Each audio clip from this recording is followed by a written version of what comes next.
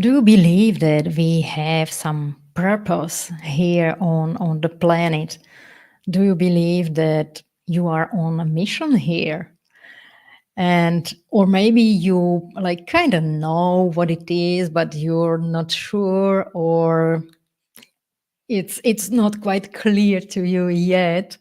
I have to admit that for me it was like quite a long journey to figure it out or to understand.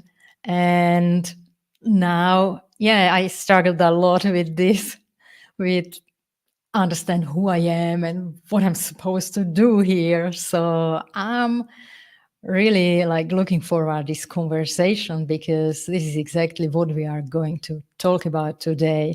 So my today guest is Ali Schaefer. Let me welcome her here. Hi, Ali. My name is Slavomira Harcegova. I'm a Feng Shui practitioner and a harmony designer. Ali is a life coach, and I already shared that I struggle with finding my purpose. And so my first question to you, Ali, is how it was for you, or what are your thoughts on purpose? Okay, well, I believe there are three purposes to every human life, and they extend from the biological purpose to the individual purpose. So the biological purpose of every human is to procreate, basically. That is the job of life, and every creature has this same purpose. So your job is to essentially move life forward, and that means having children. Now, from a human perspective, I do not believe you're any lesser if you are incapable of having children or if you choose not to, because we have these additional purposes. But it is good to know that there is a biological purpose, because so much of that causes so many other things in our lives. For example, women across the board, their entire lives center around their ability to bear children, basically. So a lot of what makes women individual is that cycle, and then men don't have that. So their role in life is a little less certain than that of women because they don't have that same vital role in society. So oftentimes men struggle a little bit more with the sense of belonging. They struggle to find their place in society, and all of that stems from the biological purpose. Then we move on to the sociological purpose, which is to add to the collective, to contribute to the group. We are here basically to be the best versions of ourselves to help other people. And that kind of brings us more to the individual purpose, which is how is it that you can best serve the community? How is it that you can best be yourself and contribute? Because that's what's going to give you that sense of I am doing something worthwhile. I am a worthwhile human being. I am making a difference in the world. So those are the three different Wow. purposes. Yeah, that's interesting. I didn't hear before about this like concept. For me, purpose was like, okay, what I'm supposed to do here, but this is, yeah, really it does make sense about this biological purpose of women is just different from like men and the societal. And how was that for you? Like, did you find your purpose? Let's talk about, because we know about biological. It's, I believe it's clear enough. Just you need to reproduce and just move move the life on. But which one of those would you like to talk first?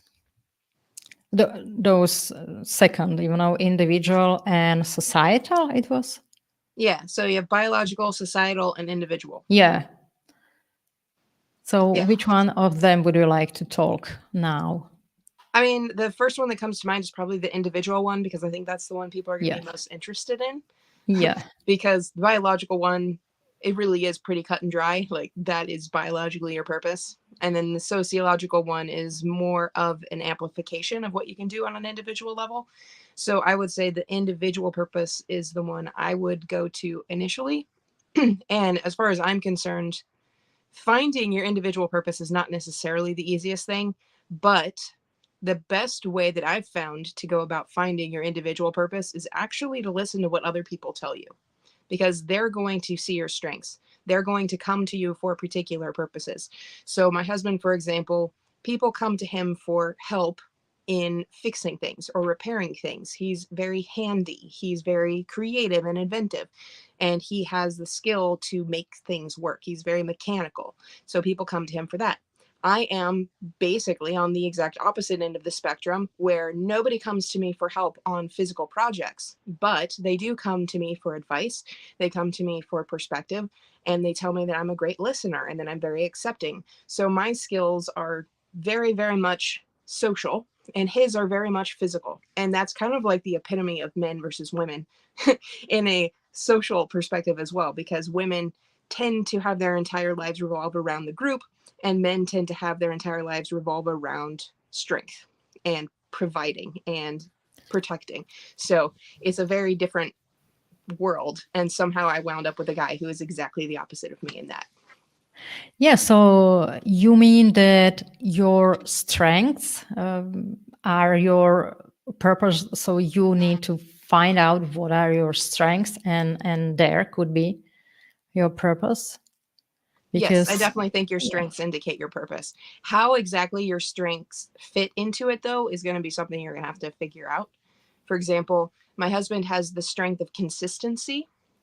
That's not exactly something that you could be like, oh, that's my role in life, to be consistent. So then you have to go, well, what is it that I can best contribute to the collective? What can I best contribute to the world? And how do my strengths fit into that?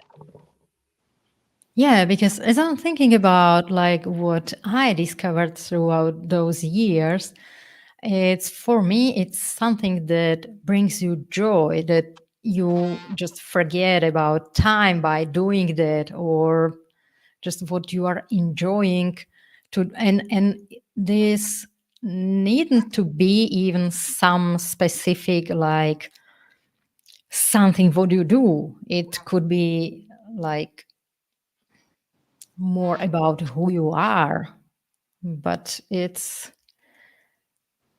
yeah, what do you think? I think there's definitely value in both of those. My mom, for example, she's a painter, and her world disappears when she does painting. So that is definitely something that I'd say is part of her purpose. But that's a greater purpose as well, in that art contributes to the inspiration of the future and the feeling of connection and emotion that art can generate. So art is a tool to aid the greater whole. So you may be like, well, I'm just a painter, but being a painter actually makes you more than just a painter.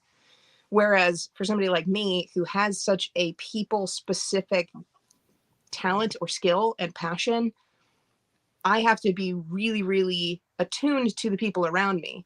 And I have to look for the opportunities or look for the people who are actually seeking me out, which is one of the biggest challenges I've had in my life, because I can't do this by myself. I can't just go out and be a perspective. So Yes, so it is something that you maybe discover in like connection with others, or sometimes it could be even individual, because I'm still trying to think about some tangible examples, so painter, that's a good example. If someone loves painting and just creates art, and then it can bring value for others, so yeah, that's quite a tangible example. But for me, I realized that for me it's just like be myself, and just be in just the highest, in my highest energy possible, and just show up and share this experience, or being a role model, because I tried so many things, and it was always like, oh yes, that's it, I'm feng shui practitioner. But after some time, and we had like with some coach, or I don't remember this conversation, but it was like she was mirroring to me what I was sharing. Like, okay, so until the end of your life, you want to just see people's houses and help them with the energy. I was like, no, like until the end of my life, no. It was just like, okay, I discovered that this is what I'm good at, and I like to doing that, and I can help people this way. But when we are talking about like a higher purpose or something what I'm here to do until the end of my life, it was like, no, this is what I can do, I'm enjoying that, but this is not, my purpose. So for me it was a journey. Yeah. I would say that being a feng shui practitioner is an expression of your purpose, not your purpose. So I Yeah. don't like to call myself a life coach, for example. I'm good at it and I've helped people change their lives, but I don't want to sit down and talk with people one on one and work on their specific issues because I can't reach enough people that way. I can't be as beneficial to the world if I'm doing one on ones. So I do think there's a place for people doing one on ones. And there's a time where doing one on ones makes sense. But if you're somebody who is pushed beyond that, or you have a bigger purpose than that, you're like, I need a different expression. I need to find a new way to be contributing to the world. So that's why I joined YouTube. That's why I make videos on YouTube now. And that is a frustrating process, but it allows me the opportunity to find my audience and it allows me to be of greater benefit to a larger group, which is what I'm aiming at. And then I can create a community, which I believe is ultimately where I best serve, is bringing people together. And I would say you probably have a similar purpose in life where you're like, my job is to connect with people, to teach, to educate. But then as an Yeah. educator, your job is also to learn and to grow. So Yeah. it's a bigger process than just here's one thing I do and this is my purpose. Because I think a lot of people Yeah. assume it's something that you do physically, and that's not necessarily the case. Yeah, and also I love the process because it before it was frustrating, I don't know and what now, what I should do, but now it's exciting that I don't know it exactly yet, but I'm still on this discovery journey, and I'm curious about it, and it's just adventure now, and I grew a lot in this process, and also I can take people on this journey and just help them to discover their process, or enjoy their process, because it definitely, from my perspective, it is a process. It's not like, oh, okay, this is it, and maybe for some, maybe, but definitely not for me and not for everyone. Yeah, I don't think there's an end process to your purpose. It's Yeah. how can it be expressed best today? Yeah, that's nice. Like how it could be best expressed. Yeah, I didn't think about it. That it's about this, also about this expression. That it's not only like for me. Okay, now I know what I'm supposed to do, and let's do that. But this expression, yeah. So it's not something that it's done, or maybe. What do you think? Is it possible that it could change throughout the life? Yeah, I definitely think your purpose can change. It's going to depend on your experiences, though. So a lot of who I am, I can trace back to when an exchange student we were hosting died when I was 7. And it was a very traumatic experience for me. So the fact that that happened shaped who I am as a person, because that was also the year of 9/11. That was also the year my little sister was born. That was also the year I became a pacifist because I injured somebody that from hitting them because I was a bully. So there was a lot of personal change that year, and that has drastically altered who I am even now. And it's really obvious to me to look back and be like, that's exactly what made me who I am. Because the sudden death of Joanna, who is our exchange student, really showed me how fleeting life can be, how you never really know when it ends. So I grew up with this knowledge of I want to make the best I can of my life. I want to do absolutely everything that I can to have a life well lived. So That's caused me to be extremely frustrated in 9 to 5 jobs, for example, which has led to any number of problems in my life. But it's also led to me seeking a greater purpose and ensuring that I am the best person that I can be, and seeing how well I can contribute to other people, and doing my best to be there for the people that I care about. I remember there was a time when I had my first job in high school. It was at McDonald's. I didn't actually mind that job too much because it was interesting. You didn't have a lot of downtime, so I was not bored most of the time. Although there was one time where I was quoting like the entire Shrek movie in my head. But at that job, I'd asked for Christmas Eve off and I didn't get it. Christmas Eve is the big celebration for my family. So the fact that I wasn't able to be at Christmas Eve was devastating. And after that experience, it was just another reminder of, I do not want to miss these important family functions, because to me, those relationships are the most important thing in the world. So I center my life around trying to be there for the people that I care about, because that's important to me. That has been my role in life. So that has been very shaping of my personality and shaping of my purpose. But you could obviously have something else traumatic happen. Like you could get divorced, you could have somebody die, you could get into an accident, lose your legs. What if your purpose is to be a golfer or something, and then you lose your legs and you can't walk anymore? So your purpose would then have to shift a little bit. Now, I don't necessarily know if I'd say being a golfer is a purpose. I don't know, because I don't necessarily see the role of it, but that could be because it's not of particular interest to me. So I'm not going to say there isn't a purpose there, just that I don't necessarily see it. So yes, there are plenty of things that could shape your purpose differently or could shape your life enough to change your purpose. But I'd say generally you're going to have a direction that your purpose lies in, and then how that's expressed is going to be altered by your experiences. Yeah, and could you share some tips or some steps if someone, I can share my experience. Like I just did all the things the society expected from me, and I didn't think about like something like purpose, because it's obvious what you are supposed to do. You have to just get a job and I don't know, have children, and just work hard on some kind of success.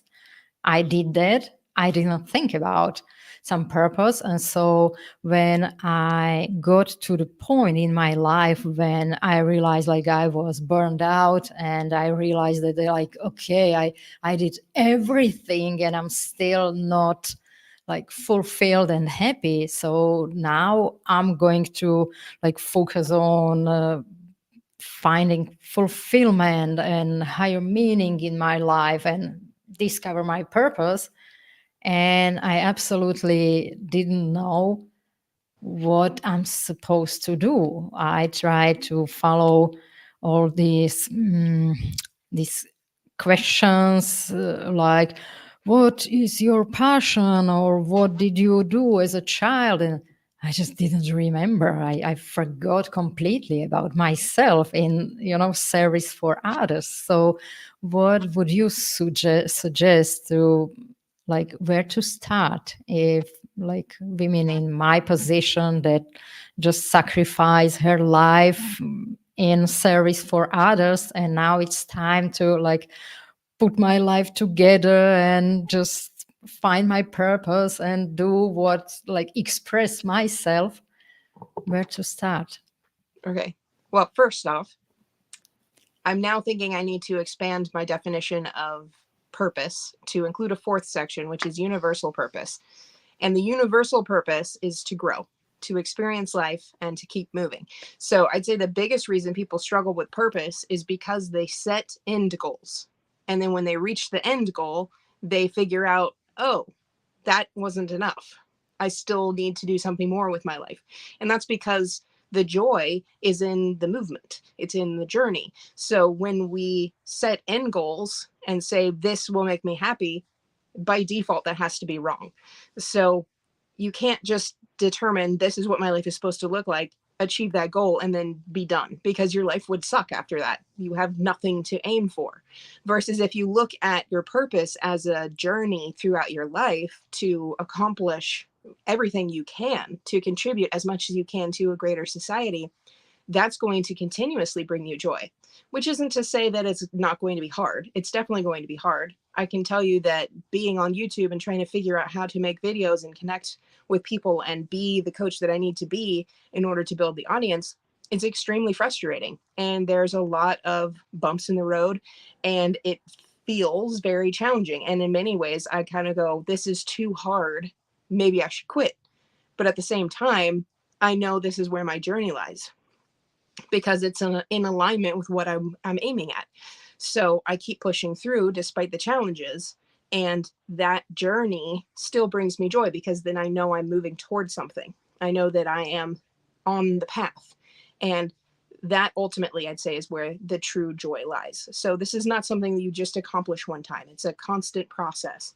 And that means that the first step in order for you to find your purpose, or create that feeling of happiness and joy in your life, is to figure out steps, to figure out something you can do today to express yourself in the best way possible, to contribute to the greater whole. So I know that that's kind of an ethereal concept. How can you best contribute to the society? But all things considered, you are going to be much happier thinking about how you fit into the greater whole than if you just try to aim for personal pleasure at all moments, because there is no experience that's just going to end your desire for fun or joy or pleasure. You're not going to have a meal and then decide, I'm never going to eat again. You're not going to have sex and decide, I never want to do that again, because that was the ultimate experience. Pleasure is something that you experience in multiple facets throughout your life. It's not something worth pursuing in and of itself. It's a side effect of doing things that you enjoy or connecting with other people. So if you look at it as, I'm helping other people and pleasure can be a part of that, you're going to be moving in a much better direction. Yeah, so it's so interesting. I'm always like trying to, okay, so now those 15 years ago, would this help me to move on this journey? And I like you mentioned that this is not like some final goal. This is about the journey. And so also this like information would help me back then, because I would be more patient and more like I would be able to feel more inner peace in like, okay, now I'm in this part of my journey and I'm on the journey and everything is okay. I'm not like behind because I don't know my purpose yet and I should have known that so far. So yeah, this is a journey. This is very like good first, even not even step, but just this knowledge can help to feel better on this journey. And what I like to suggest now from my today's position, like a Feng Shui practitioner, what is really helpful is to create a space, but some specific space for connecting with your soul, with your, if you are on this journey to find out what your purpose is. So create some space where you can get in connection with your soul, with your intuition. I don't know, some space where you can sit in like cozy, comfortable place and just journal about it, or meditate, or read books, or just any, or maybe for someone it could be like dance or painting, when you just get in alignment with your soul, and just through that try to find pieces of like, oh, this is what I'm enjoying, or like, oh, this, I have this vision and it feels so good, and something else maybe doesn't feel so good when you are trying to imagine that, and just find these pieces of joy or excitement, expansion. So yeah, this would be my advice to this first step. How would you go about setting up your space though? Because that's something I know nothing about feng shui. Yeah. So this is so important. What I realized that in many families, woman is just women don't create a special place for themselves, because there is, okay, here is a bedroom, here is a room for children, here is this living room for everyone, here is kitchen, but this is just a functional space.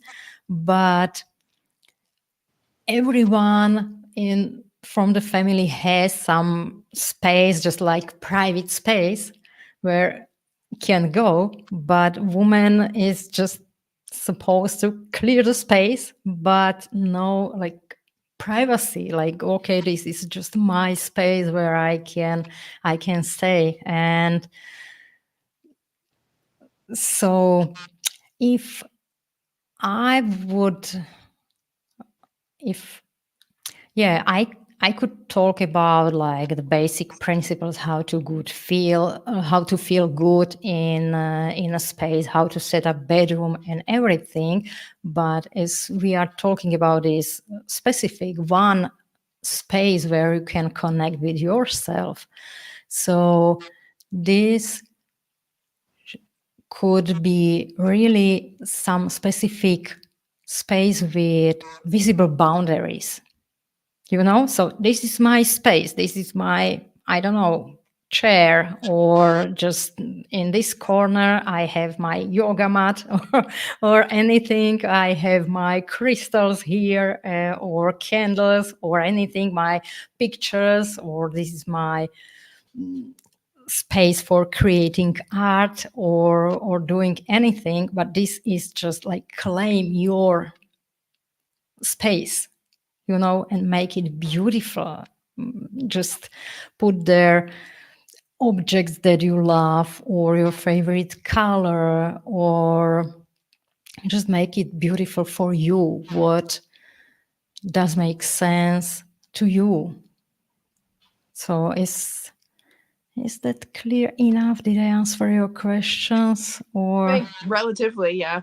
I think a lot of it will still rely on you understanding what makes you feel good, which is not necessarily the easiest thing to figure out. But yeah, but you can always experiment and just feel, because as a feng shui practitioner, I always faced people who were a little bit like scared, like, oh, but what if I would do that wrong, and this is bad feng shui, and something bad happened to me, and I should set up that the right way, like feng shui. But this is not the point. These are not some like rules and everyone has to follow these rules, because how we perceive the energy in space is like how you feel in your space. If you feel good, it's okay, you're good. Just don't stress about feng shui. But if there is something off, if you are not, don't like to spend time somewhere in your home, or you are not so relaxed or something, so these are signs you need to like look around and figure out what it is, why you are not so relaxed how we would like to be. And yeah, so this is also a process to build the energy in space, the same way how you are building a physical house with walls and everything. You need to build up the energy in space and just make it like created in alignment with your energy, so you specifically feel good in that space. So it's not something like some designer or architect can do for you. It can help, like someone like who is expert in like how to mix up colors or everything. And so architects are important, designers are important, but it needs to be in like communication with you, because if this is your space, so it needs to be connected with your energy, and you have to feel good there. And this is like the sign that it's okay. It's if you feel good, you're good in the space. Yeah. So So you kind of have to also balance with other people living in the space too, though, where yeah, of course, if you have a family, so you need to like put everything together, so you all will feel good and just build the energy that is supportive for you as a family. But still, you know, everyone should have like some kind of private space where you can be just yourself, and not only the mother or wife or just any other role, but just be you.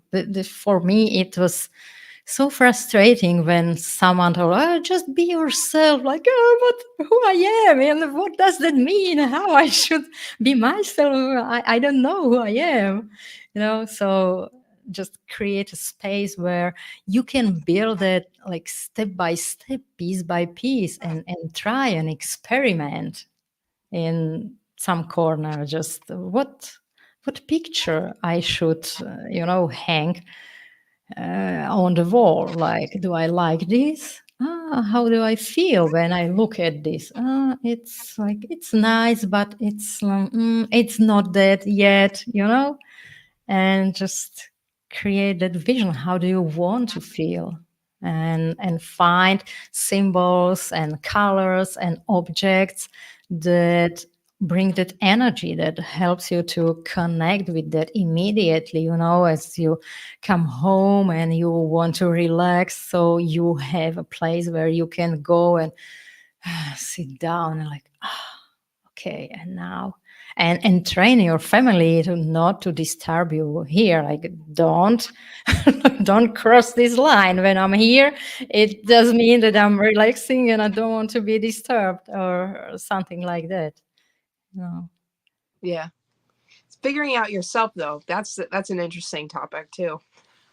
How you can figure out who you are. Yeah, and this was also like such a painful process. Like, how should I express myself? What does that mean? Like, authentic? What does that mean? Well, I Especially think this, right? Be generally we take yourself. Like, yeah, be I think yourself. generally we put too much pressure on this idea of I am unique, I am special, which is true. You are. The way that you're going to behave in different circumstances is going to be entirely your own. But you don't have to try. That's not something you have to work at. You're going to do that naturally. So, figuring Yeah. out who you are is actually figuring out who you're not.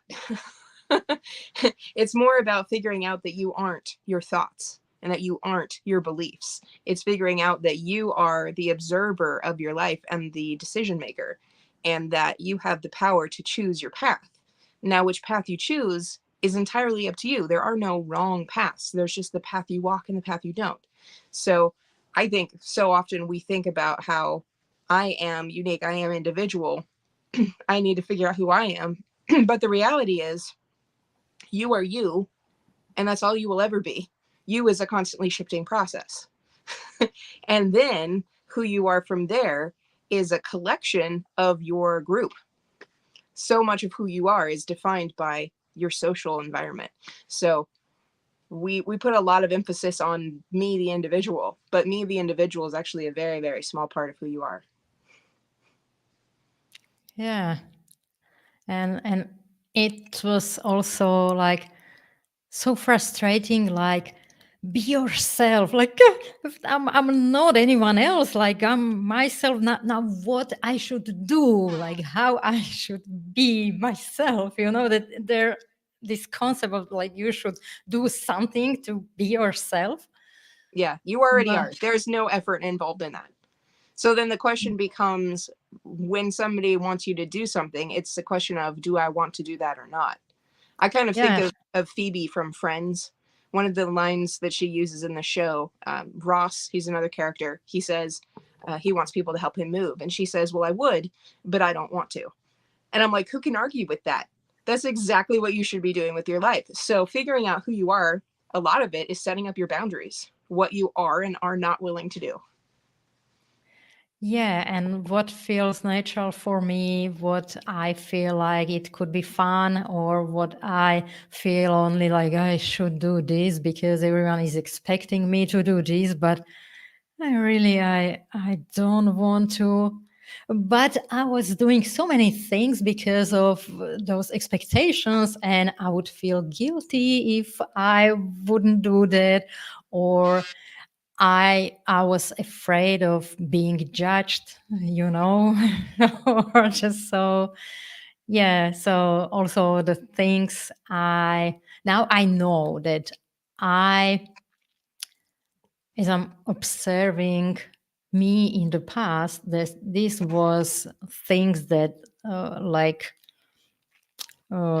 brought some light on who I am and who I'm not, like how I was feeling when I was supposed to do suppose like someone expected me to do something and how I felt about it. Like I really don't like to do this, but you know this is how it is, and women are supposed to do these things. So okay, I'm going go and do that, but this was and also things I would love to do, but I didn't do because of the fear like, oh, this is not what women do, so I'm not going to do that because someone could think about me something, you know.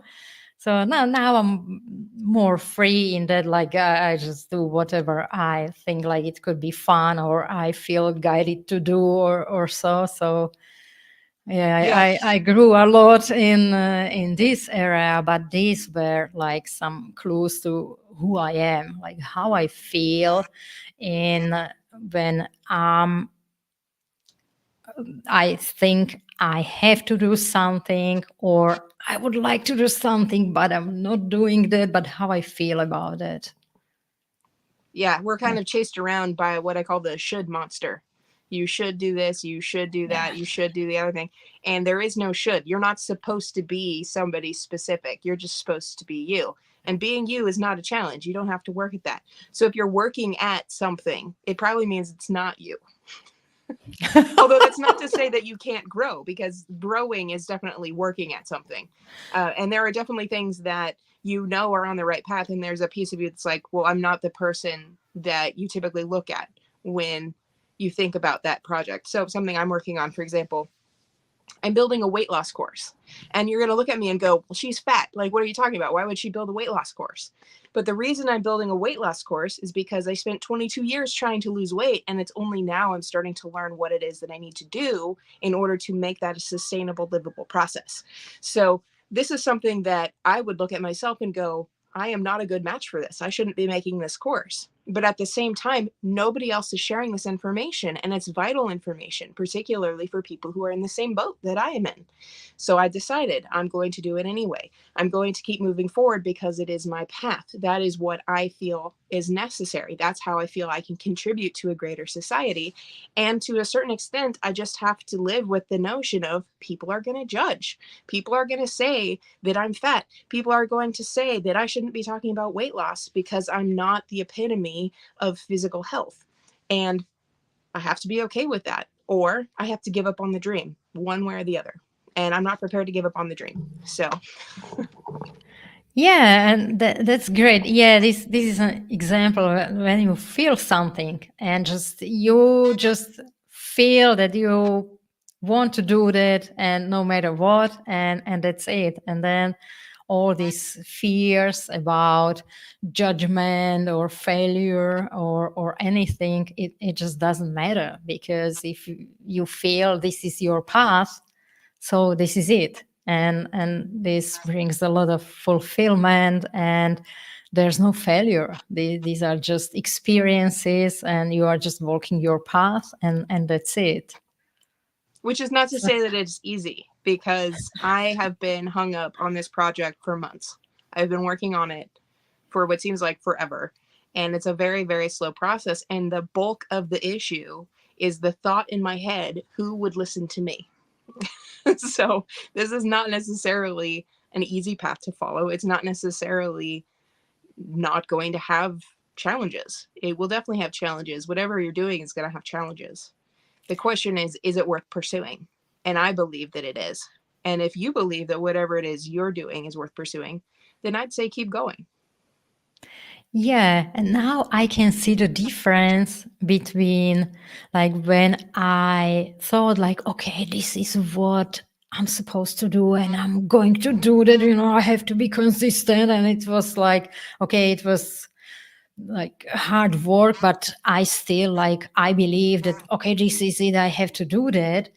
But now, as I know better. This is some kind of inner knowing. I just feel that this is what I'm supposed to do. And it is challenging. It is hard, but there is some kind of, like, I'm satisfied anyway. Like, okay. And as I don't get results that I expected, but it's still like any result is okay, because when I feel that, okay, this is my path, I feel that now I'm here to do this, and I go fully in, and it's hard, and it's a lot of energy and everything, and then the result is completely opposite as expected, like complete failure. But I'm not like sad or frustrated or something. It's just, oh, this was the result, interesting. So what did I learn from this? So it's completely different from, because in the past I really tried, like, to figure it out from my head, like, okay, so maybe this is it, so I'm going to learn things and do something, and then I failed, and it was like, oh. So why? I may not be as spiritually advanced as you because I deal with a lot of frustration, but I still feel like it's the right path. So even though I have the frustration, I'm like, dang it, fine, I'll try something else. That's kind of how I go with it. Yeah, but okay, sometimes it's also, for me it's frustrating, but now I'm proud of this habit, that if I catch myself again in, like, oh, this technology, this is so annoying, and other things, so, like, okay, just wait a minute, and just appreciate, like, oh, the technology is great, look at those beautiful things you can just use that and connect with, and it's helping me to just do my mission or something. Okay, I didn't, like, figure it out yet, but it's something that's definitely doable. I can do that. And so don't stay in this like frustration and just annoyed with some obstacles that are there, that and in like in the background it's still like, yes, but just this is my path. I can, okay, if today I'm tired and frustrated, I can just take a rest for a moment, and just tomorrow just go and do that again. Yeah. Try again. I think that's something So, that's underrated oftentimes, is that persistence or the consistency or the willingness to keep pushing, even though it's hard. Because we often think that if it's not easy, it's not for us.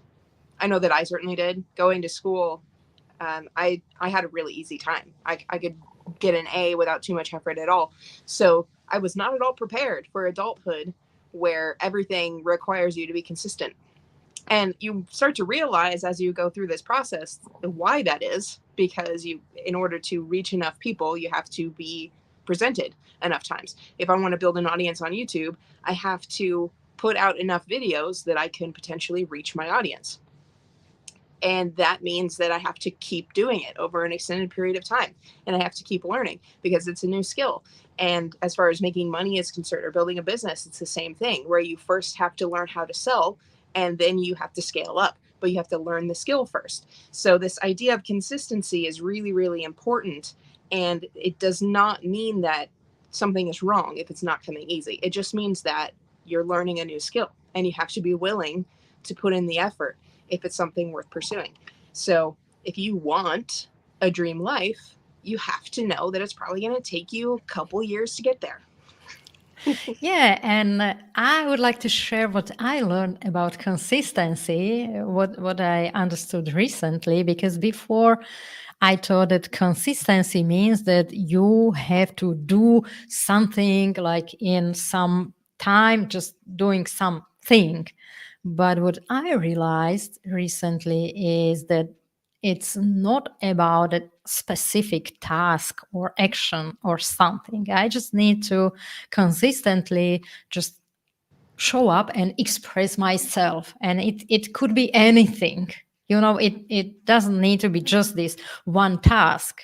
I just need consistently like tune in and just feel, okay, what is my best expression today? Like you mentioned that about this, what I feel I called to do today, how I could show up today.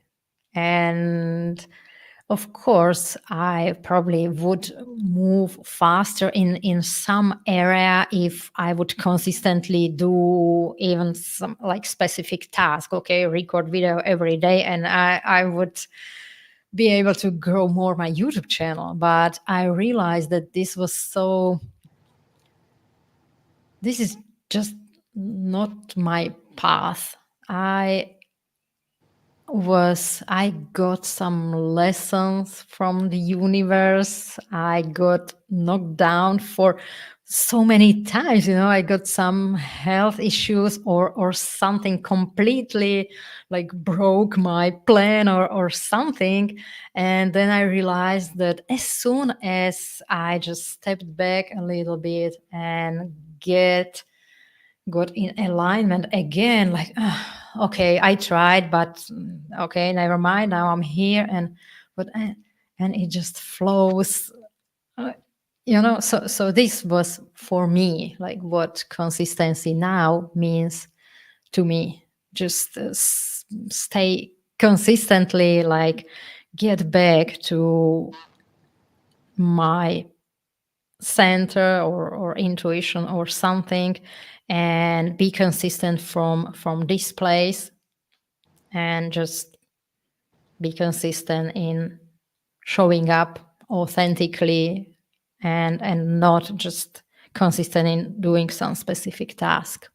Yeah, I definitely have found that consistency is not as simple as just picking an action and keep going. Because I actually did that for a while. I made a YouTube video every day for 30 days. You can literally go back over the last couple weeks and see them. And I did learn a lot through that process. For example, I learned that I really am not an entertainer. I am horrible at it.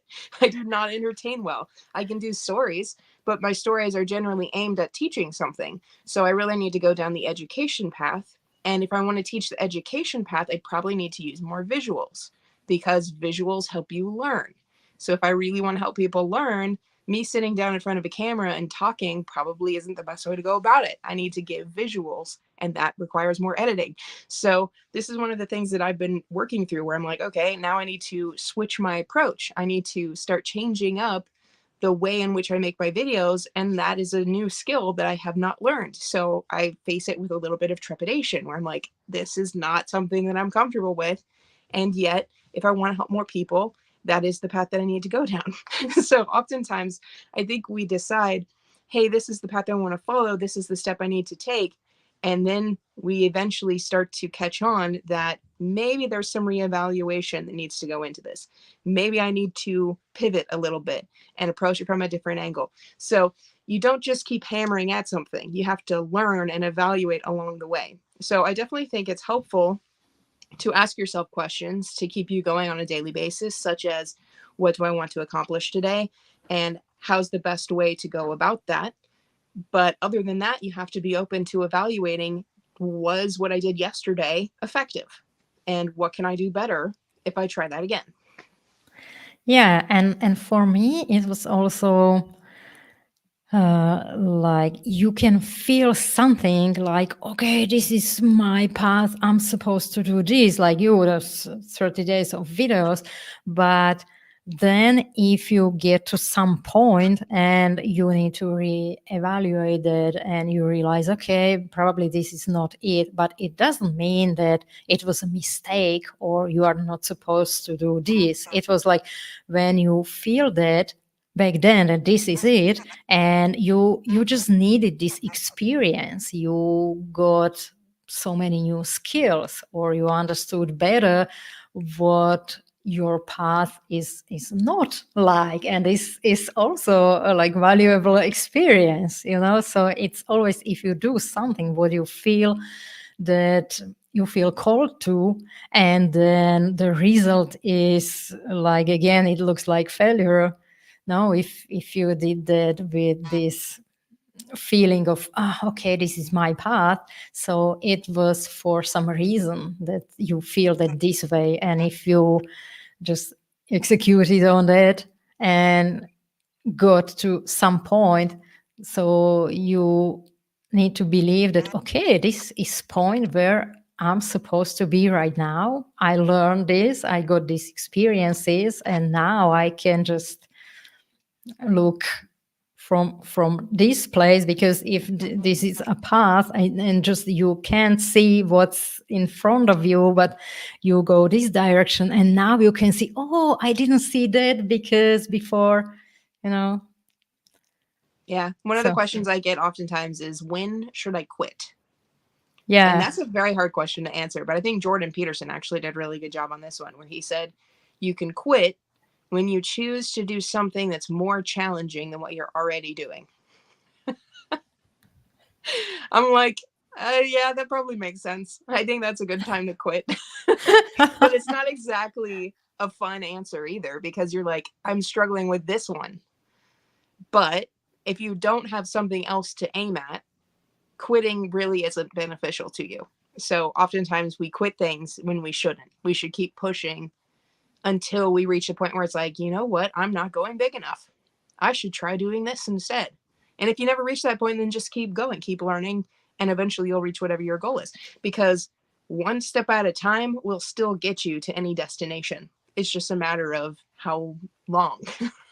Yeah, and I would like end our conversation with where we started. Like, this is not about the end goals. You know, this is a process. So even if you achieve some goals, it's not like a destination. It's about a journey. So any goal you will choose, you just will learn on the journey, and you will get somewhere definitely. And then you will see, and you can choose another goal, but just enjoy the journey Yeah. and enjoy your growing, and just, yeah, it's all about the growth and this fulfillment on the journey. Yeah. And I would say you already are the person that you need to be. You already are you. So you don't need to worry about how to be more you. You just need to learn how to express yourself. Yeah, so thank you very much for this conversation. Is there something you would like to like end this, like the last thought about this I don't know if I ended the topic? last one with this, but I always say, believe in that which benefits you, not in that which is proven. Because all too often we pick our lives based upon what science tells us or what other people tell us, when we should be making our decisions based upon what benefits us and the things we care about the most. So don't worry so much about what other people say. Focus on what you believe is the best thing to do and do that. Yeah, exactly. And I would add one more like tip. If you want to understand better, like how do you feel or what is, if you are making any decisions, it's nice to just put your hand on your heart and tune into that instead of trying just figure it out. Just feel like how does that feel? If I will choose this, if I will decide go this direction, how does that feel? Or if I will choose another direction, and just yeah, go with your heart. It's true. Your Okay. emotions are your Yeah. GPS. Follow them. Yeah, exactly. Exactly. So thank you very much, Ali, for this conversation. And I hope you get some value out of that. If you have some questions, so just put it in the comments so we can talk about it later in our next conversation. And so bye for now. Thank you for watching. Bye.